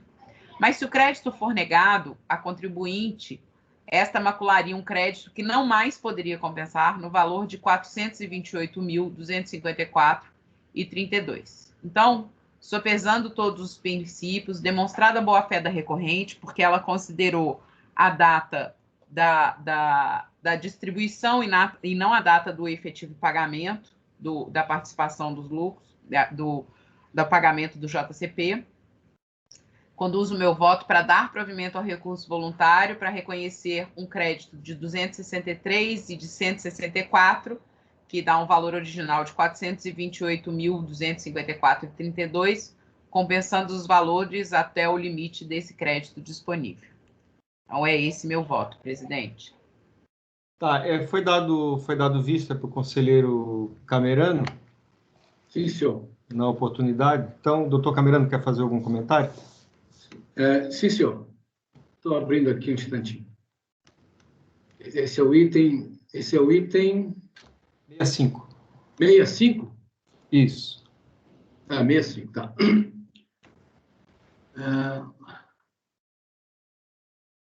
Tá. Então, senhor presidente, eu prometo ser breve. Só adaptando algumas coisas no que a conselheira, acrescentando algo que a conselheira já colocou no seu voto. Eu dei uma olhada no processo também, o processo tem que ficar muito atento às datas, né? Aos demonstrativos. É o seguinte, senhor presidente, nós temos a primeira DECOMP, final 06-5450, que é a DECOMP do crédito, transmitida em 6 de julho de 2005. E o crédito é imposto de renda na fonte sobre o JCP. JCP do ano calendário 2005, e está fazendo alusão na DECOMP que o crédito é de junho de 2005. O débito relativo a esse crédito nessa DECOMP também também um imposto na fonte sobre o JCP, o valor de 228 mil. E o período desse débito é a primeira semana de julho de 2005. E o vencimento desse débito é em 6 de julho de 2005. Mesma data onde foi transmitida a Perdecomp do crédito, 6 de julho de 2005. Tem uma outra DECOMP aí, a 062617, ela já foi transmitida em 25 de outubro de 2005. Também o crédito de fonte sobre juros sobre capital próprio, que lá ela menciona que esse crédito é de 263.541, também do ano calendário de 2005, só que aqui ela não menciona o mês desse crédito, de 2005. O débito nessa DECOMP... Novembro. Oi? Novembro. O débito dessa DECOMP é de 33.340,64. O período seria a primeira semana de outubro de 2005. O vencimento do débito seria 5 de outubro de 2005. Né? Vencimento do débito 5 de outubro de 2005, e a DECOMP foi transmitida em 25 de outubro de 2005. Né? Tem uma outra PRDECOMP, também transmitida em 25 de outubro de 2005, também crédito de juros sobre capital próprio, 164.100 vezes, ano calendário 2005, de setembro. E débito também de imposto de renda na fonte sobre juros sobre capital próprio, R$ 104.000. Período, primeira semana de outubro de 2005. A exemplo da anterior, vencimento do débito, 5 de 10 de 2005, e a DECOM foi transmitida posteriormente, 25 de outubro de 2005. Por isso que teve aqui débito de multa. Muito bem. Na DCTF, folha 25, tem a primeira semana de 2005, juros sobre capital próprio, 447 mil reais nessa DCTF, que é o crédito vinculado. Muito bem. Então, no parecer conclusivo, os créditos decorrem de parte das retenções de imposto de renda da Unipar em 2005, que ela pegou uma parte, do total de 560.024, que está na DIR. A DIPJ do ano calendário 95, ela apresenta imposto de renda negativo em todos os meses do ano. E o IR-fonte na DIPJ como dedução, o valor de 187 mil da DIPJ, que vem a ser uma parte do imposto de renda retido, 560 mil, pela fonte Unipar a título de juros sobre capital próprio. Muito bem. A recorrente deduziu em sua DIPJ 3.120.000 a título de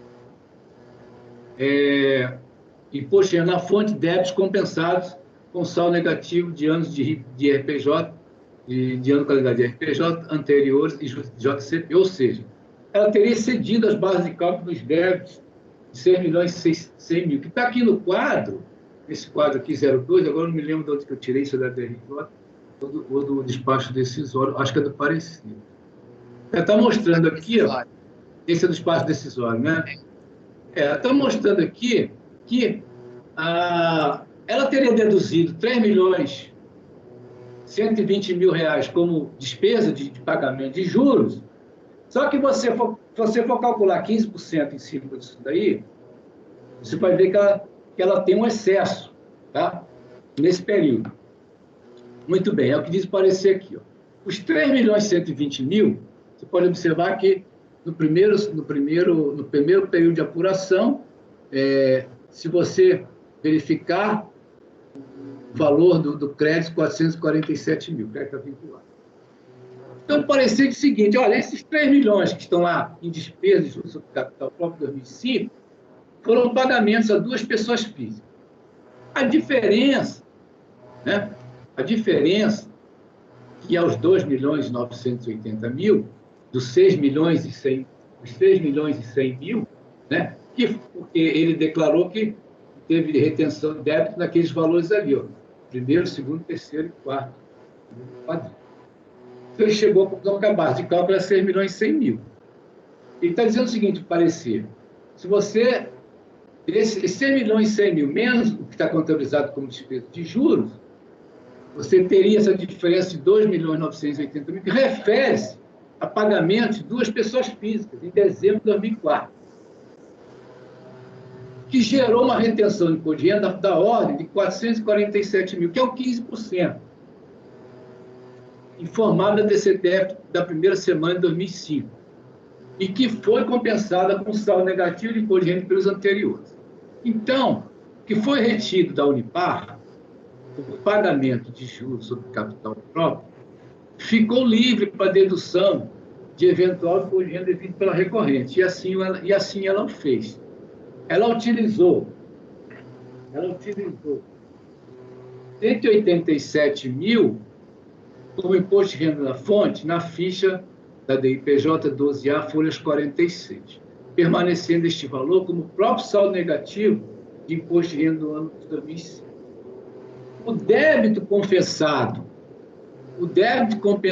de 228 mil na DECOM 065450, transmitida na data do vencimento deste débito, desde 2005, ele não tinha lastro de crédito, segundo aqui o parecer, uma vez que a DIRF da fonte pagadora apontava que a primeira retenção deu-se em agosto de 2005.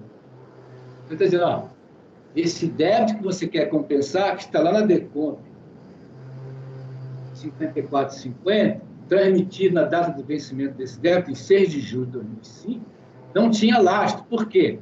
Na DIRF, a primeira retenção que tinha era lá de agosto. Então, você pegar no quadro aqui abaixo, você tem DIRFs apresentadas pela Unipar.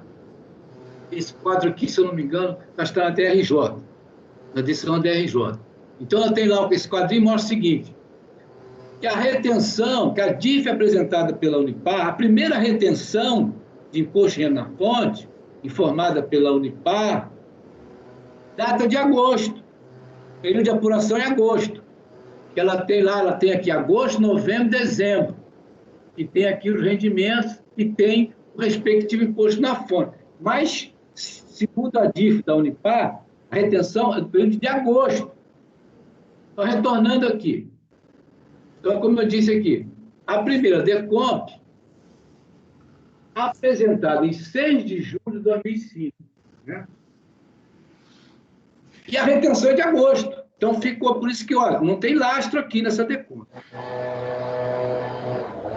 Bom, para as demais DECOMPs, então tem as outras DECOMP, final 26, 17, 47, 90, transmitidas em 25 de outubro de 2005, crédito disponível era aquele, então, referente à primeira retenção de agosto, que foi, se eu ver o quadrinho de novo aqui, que foi a retenção da fonte pagadora Unipar. Em agosto foi de 131.770,55, que é a primeira retenção que houve, em agosto. Então, aqui, por isso que ele fala aqui, ó, e para as outras DECOMPs, que elas foram transmitidas em outubro. Elas foram transmitidas em 25 de outubro. Então, ele está dizendo o seguinte, ó, o crédito disponível, então, era aquele referente à primeira retenção de agosto, no valor de 131.770,55. A outra retenção somente foi em novembro. Ainda, o total do crédito das DECOMPs, 5450, de 263.541, que é o valor do crédito que está nessa DECOMP, 5450, transmitida em 5 de julho, anterior à retenção da DIF, informada pela Unipar, que foi em agosto. Então, ele diz o seguinte, que o total do crédito da DECOMP 5450, 263.541, o total corresponde ao somatório das duas retenções abaixo, de idêntico valor. O crédito reconhecido no parecer. Qual o crédito reconhecido no parecer? 171.770,55, que é o IR-fonte de agosto. Tá? Então, o parecer, como ele viu que a retenção foi de agosto, ele falou, então aquele crédito lá, eu vou te dar o de agosto, que foi onde a retenção ocorreu. Então, o imposto de renda na fonte de agosto foi 171.770. E utilizado na DECOMP, habilmente transmitida em 25, porque foi transmitida após o mês de agosto, ele deu. E como ela pediu a compensação, como deve ser compensado nessa DECOMP, era de 33.340, ele deu. Ficou com um saldo de 97.096. Então, ele homologou 33.340, que é o crédito, que é o débito da DECOMP 062617. Então, eu tenho aqui o quadrinho da DRJ, aqui, onde mostra as retenções, que começou em agosto. Na impugnação, o recorrente alegou que a retenção teria sido... Qual é a discussão central? O recorrente disse que a retenção teria sido em 30 de junho. 30 de junho de 2005. Então, eu poderia utilizar o crédito do imposto de renda. Ela apresenta aqui documentos. Que documentos que ela apresenta? O que ela está dizendo? Olha, o que ela está dizendo, então, que a fonte pagadora se equivocou, porque ela está dizendo que a retenção é de 30 de junho. Aí a DIF da fonte pagadora, a Unipar, não, a primeira retenção que nós temos aqui é de agosto de 2005. No sentido de comprovar essa retenção, lá em junho de 2005, o que ela trouxe? Ela trouxe os documentos lá que não foram considerados próprios para mostrar que a retenção tinha feito. né? São atas, né? Enfim, a DRJ ela descreve lá todos esses documentos e não são suficientes para comprovar a afirmação de que teria recebido em 30 de junho o crédito de juros sobre capital próprio. Esta é a questão que não está claro. Quer dizer, não está claro, não foi provado que houve a retenção em 30 de junho. Né? Muito bem.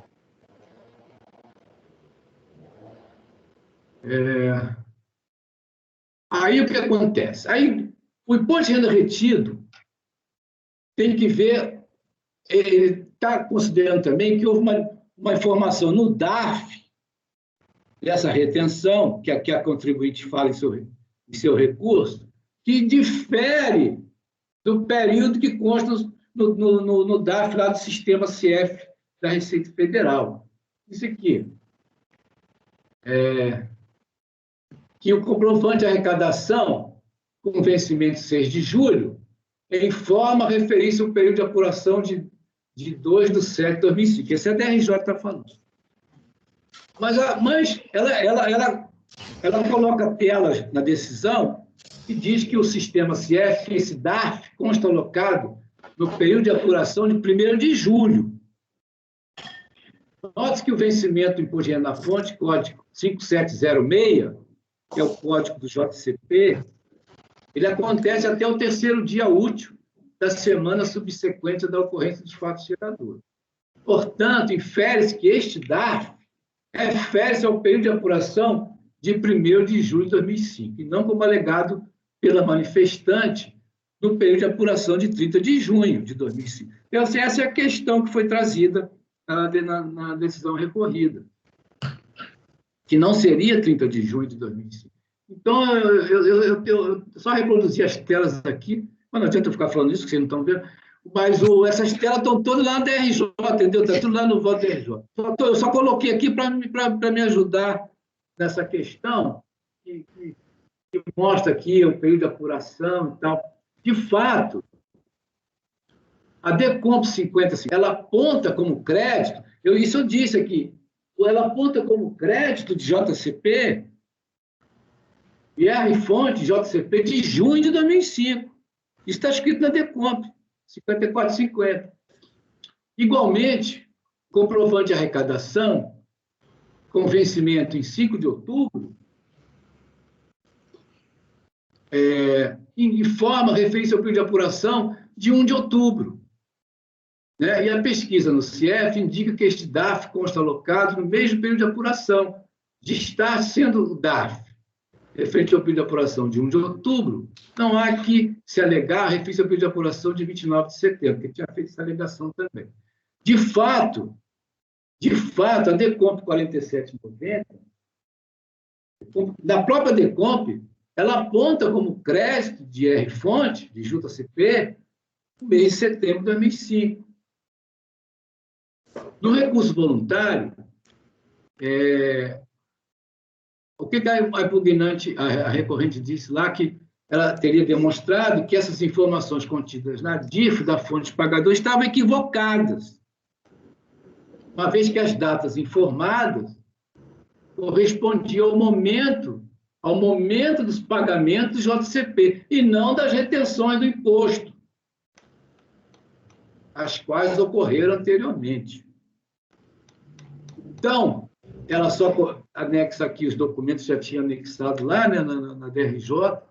Então, o que está dizendo aqui? Eu não vejo aqui nenhuma prova de pagamento nas datas mencionadas pela recorrente. O que eu tenho aqui de indícios fortes, de evidências, é que tudo ocorreu anteriormente à transmissão. O crédito não existia na época da transmissão da primeira DECOMP. Então, senhor presidente, o que tem aqui nos autos são registros contábeis. Agora, eu acho que eles não elidem a força das telas que tem aqui nos autos e os períodos considerados no DAF, no sistema aqui, que a fonte pagadora informou que a primeira retenção foi em agosto de 2005, e que me parece que o pagamento ocorreu em agosto de 2005, sim. Então, quando ele transmitiu essa primeira DECOMP, que ele disse na primeira DECOMP que o crédito era de 30 de junho de 2005, eu acho que nesse momento, como parecia conclusive a DRJ já destacaram, ele não tinha esse crédito. Isso que o crédito foi para a outra DECOMP, foi para a próxima DECOMP. Então, era só isso que eu tinha, para ver se esclareceu alguma coisa aí, mais do que foi trazido. Mas que eu tinha... Ok. Camerano, só fazendo uma pergunta. Você concorda comigo que tem um mês de gap, se tiver, entre a DECOMP e o imposto de renda retido na fonte, né? Assim, ó, o que eu vejo assim, nós temos 3 DECOMPs. A primeira DECOMP ela foi transmitida em 6 de julho de 2005. Eu tenho que me ater a isso. Quando eu transmiti em 6 de julho de 2005, eu tenho que ter um crédito. Eu sou dessa filosofia, tem que ter um crédito. Esse negócio assim, eu tenho um crédito tá parcelado, e como a gente já viu aqui em outras ocasiões, o crédito... Não, eu estou transmitindo, eu tenho crédito. Aí o que o despacho vem? Ó, nessa data, você está informando que o crédito JCP é de 30 de junho. E aí... nós vamos ver, pelos exames que eles fizeram aqui, eles viram que o período desse débito que ele quer compensar é de julho de 2005. E que aqui, deixa eu ver aqui, ó, na DECOMP 5450. Então, esse valor aqui, ó, de 2 milhões, que está na tela do sistema CIEF, 2.932.000, que seria... isso aqui seria o valor do principal. Mas está aqui na tela, agora não sei agora onde é que está aí, na que folha que está na DRJ. Mas eu estou reproduzindo aqui o seguinte, não é que seja um mês de diferença. Eu acho que a gente tem que analisar o seguinte, ele tinha ou não crédito naquela data que transmitiu, né? A DECOMP. Porque o contribuinte fala, olha, a Unipar está informando a data lá do pagamento, mas que já foi retido antes, né? Que ela fala aqui, deixa eu ver o que ela fala aqui. Que as informações contidas na dívida fonte pagador estavam equivocadas, uma vez que as datas informadas correspondiam ao momento do pagamento, não na retenção do imposto. Porque isso tem que ser provado. A dívida está informando que o recolhimento, a retenção foi em agosto, como é que eu paguei em julho? Como é que eu paguei em julho? Essa é a questão que me incomodou, sabe, conselheiro Letícia? Esse problema temporal aí, entre a data de emissão da conta, o crédito, a retenção que foi informada na dívida. E aí, eles trazem essas telas aqui do sistema, onde eles fazem a comparação do imposto de renda retido e no sistema CIEF. Eles têm por exemplo, nossa, barulho. É aqui do lado. Aqui. Fecha o áudio um pouco, presidente. Que... Tá horrível, hein? Tá. Então, a primeira DECOMP, o período do débito a ser compensado é a primeira semana de julho de 2005, tá? Que o vencimento é em 6 de julho de 2005. E nesse dia, nessa primeira semana, tem um comprovante de arrecadação no valor de R$ 2.932.365, com vencimento de 6 de julho. Que ele informa esse comprovante aí, referente ao período de apuração de 2 de julho. E a pesquisa do CIEF indica que este DAF consta alocado no período de apuração de 1º de outubro de 2005. Então, diz aqui, note que o vencimento do imposto de renda na fonte, de código 5760-JCP, acontece até o 3º dia útil da semana subsequente da ocorrência dos fatos geradores. Portanto, ele infere que este DAF refere-se ao período de apuração de 1º de julho. e não como alegado pela manifestante, ao período de apuração de 30 de junho. Então, aqui, ele já está se manifestando, ó, esse período de apuração aqui é de 1º de julho, e não de 30 de junho. Porque se fosse 30 de junho, aí estaria fechando o crédito apleiteado, né, da retenção da fonte com o débito. Por isso que eu trouxe as considerações aqui, que eu não estou vendo esse sincronismo, sabe? De fato, a Decomp 5450, ela apontou como crédito de JCP no mês de junho. Tá? E o período de apuração do DAF, que estava de 2 de julho, está no sistema CF alocado ao período de apuração 1º de julho de 2005, e não período de apuração 30 de junho. Então, essas são as questões que eu acho... É uma confusão danada, né, Câmara? Oi? Ou seja, é uma confusão danada, né? É uma confusão danada, mas eu tenho aqui fortes indícios, evidências de que ele não tinha o crédito quando transmitiu a Decomp 30 de junho.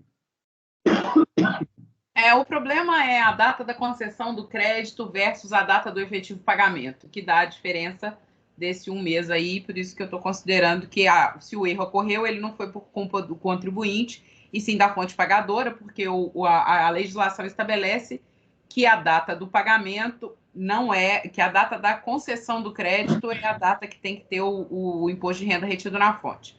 Mas aí é realmente entendimento, cada um tem o seu. A não ser que, de repente, não sei se seria o caso de esclarecer mais essas questões das datas dos pagamentos, uma diligência lá, o órgão, para, não sei, eu já tenho a minha convicção, mas sim, para esclarecer melhor o pagamento, porque a contribuinte diz que a Unipar informa o valor diferente do pagamento, mas não traz nenhuma evidência, só traz registros contábeis, mas não traz evidência de que a Unipar teria declarado erradamente a sua dívida. Não sei. Doutor Carlos André.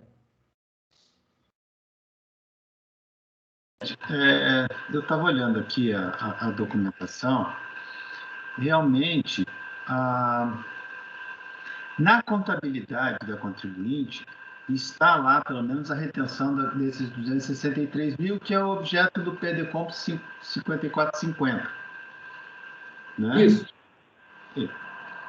Pois bem, o fato gerador do fonte é o pagamento ou o crédito. Né? Quer dizer, aí eu fico na dúvida, porque eu não tenho aqui para saber se efetivamente a Unipar acreditou este valor à contribuinte em 30 de junho, embora ele possa ter pago em outro momento, feito até o recolhimento em outro momento, né? Mas se ele, de fato, não creditou este valor em 30 de junho, como está aqui na contabilidade da contribuinte. Eu sugiro, doutor Carlos, doutor Camerano, uma diligência, porque ela juntou os documentos da fonte pagadora, a decisão disse, os documentos que você disse de deliberação da fonte pagadora não são seus. No recurso, ela veio com os lançamentos, como o doutor Carlos está dizendo. E se a gente der uma olhada na folha digital 126, de fato, a fonte informou ela que iria pagar esses valores em relação a junho de 2005. Provavelmente ela fez esse lançamento, como é lucro real, é regime de competência, o lançamento efetuado no mês de competência. Então, me parece que a fonte pode ter errado, a fonte pagadora. A fonte pagadora informou em DIRF apenas quando reteve o imposto de renda, posteriormente. O pagamento. Ou eu pediria vistas de novo para analisar com calma, se bem que eu acredito que eu não vou chegar a nenhuma conclusão justamente por isso, porque na folha digital, nas folhas lá da decisão, ela disse, olha, ela juntou diversas provas em relação à fonte pagadora. E agora, no recurso, ela trouxe os lançamentos. Enfim, uma diligência para verificar se, de fato, com um parecer conclusivo, se, de fato, esse valor eu acredito que seria mais coerente, porque são muitos detalhes para a gente decidir. São muitos detalhes, também acho. Doutor Daniel. Nessa mesma linha aí, presidente, a questão aí não é o momento do recolhimento do imposto, mas sim o momento em que foi pago ou creditado. Na própria instrução SRF 11, de 96, ela fala isso. O que não está tão claro ainda aqui é que data é essa de julho? Foi pago e creditado e a Unipar eventualmente recolheu o imposto no mês seguinte, declarou na sua DIF no mês seguinte, isso que não ficou aqui claro efetivamente. Então, também caminharia no sentido de uma diligência. Conselheira Letícia, concorda? E aí, depois você entraria em contato com o Itamar, o Daniel, o Camerano, só para fechar os termos aí direitinho, pode ser? Ok, pode. Todos concordam com a diligência? Sim. Então, por unanimidade de votos, converter o julgamento em diligência nos termos do voto da relatora. Deixa eu só acabar de anotar aqui.